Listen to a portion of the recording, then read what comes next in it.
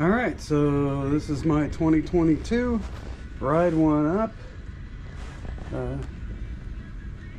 This is the gravel V2. It's got a Gates carbon drive. This is my winter bike. It is now winter 2023. This bike has gotten a lot of travel, a lot of wear. The rear wheel has hit a few potholes and a little bit bent rim, so it has a little bump in the ride. Got some new tires I'm going to put on it, as these original Continentals Terra Trail are getting down to the flats on the tread here. So we could just move the front to the back, but I bought some new Schwalbe. Really nice looking gravel winter tires, and another pair of really cheap tires that we're going to try out. But anyway, this is my commuter. It's really dirty. It's like a Jeep for me. My Jeep is really dirty. It's a Jeep thing. But anyway, does about 20 miles, 25 miles if you do all the work on the hills. It's only a 350 watt motor. It's a 36 volt battery in the down tube. This bike has really been ridden, so been ridden hard and put away wet. Keeps going. Now, I did learn something interesting about these Gates belt drives, is that there is a frequency you want them to be at. It's like 48 hertz, and you fine tune it with these little things and loosen this up, and then you go like this. It's got an app. Let's see if I've got the app on me. I do not have the app on me. Otherwise I would demonstrate it. But you just put your phone here, press the, and flick the belt, and it has a frequency. It picks it up, tells you what it is, and you loosen or tighten your tension based upon that.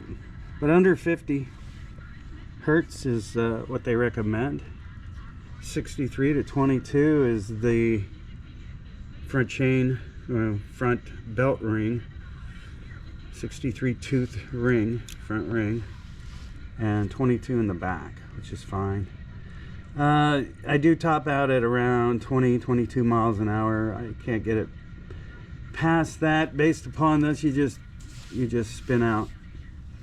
It is a geared hub, so it will adjust and give you a little more tension, but at a certain point it just cuts out.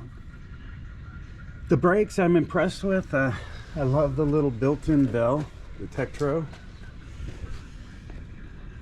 Built-in bell is great for the trail.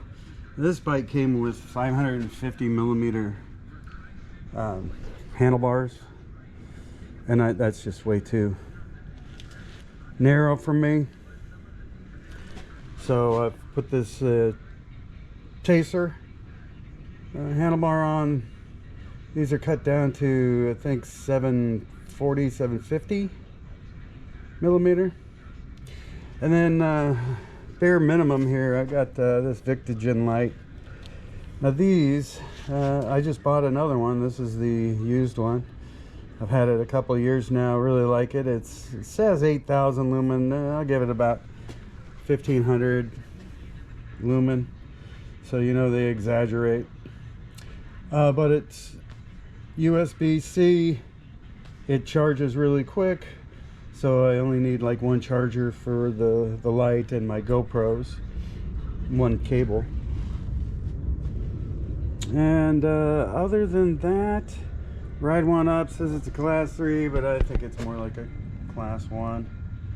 It does have the Ride One Up version of the DW102, I think it's called. Anyway, Ride One Up branding on it.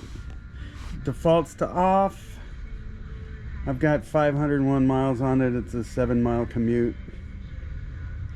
37 miles per hour down a hill once. Yeah.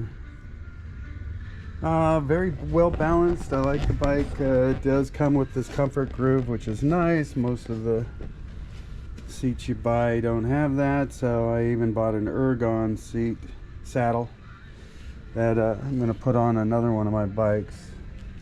I'm riding this one today because the last couple of days I've put in 30 miles on a non-electrified bike, and the hills are getting to my legs a little bit, so I'm going to give it a day of rest and pedal lightly on this today as I commute to work, to and from. Now this is a Zoom, just a straight saddle, no cush or anything in it. You could put a suspension seat post in there and make it a lot more comfortable. And a little fatter tires. These are 40 millimeter. You can get probably 47 millimeters in there, and easily 47 millimeters in the front. And this rim looks like it's dished to the brake side, but nothing rubs. Very quiet bike. It's that's why I wax to try to emulate the Gates carbon drive, because it is very quiet, and even better when it's tuned to the right frequency. So if you've got these bikes, download the if you've got the Gates carbon drives, download the app, and you'll read about it. It says frequency anywhere from like 45 to 50 is usually pretty good on these, depending on what you're doing. Anything tighter, you're gonna snap it. Saw that in a guy I follow on YouTube. It's a globetrotter on a bike packing experience, and has huge positive influence on people. So shout out to the Doozer. You know who you are. And shout out to Ride One Up for making a stealthy looking commuter. Gravel, all rounder. Just I'd say do a at least a 720 watt-hour battery, and that down tube should be able to fit in there. Should definitely. Who cares about the weight? You got an e-bike. You're gonna make up mileage. If somebody can get 40-50 miles on a charge, that's way better than 20 and possibly 30 if you're like, you weigh like 97 pounds and you're going downhill most of the time. Would be nice if there was regen. Should be able to do it just in a non-geared hub.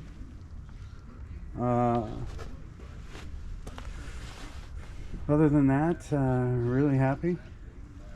Glad I bought it.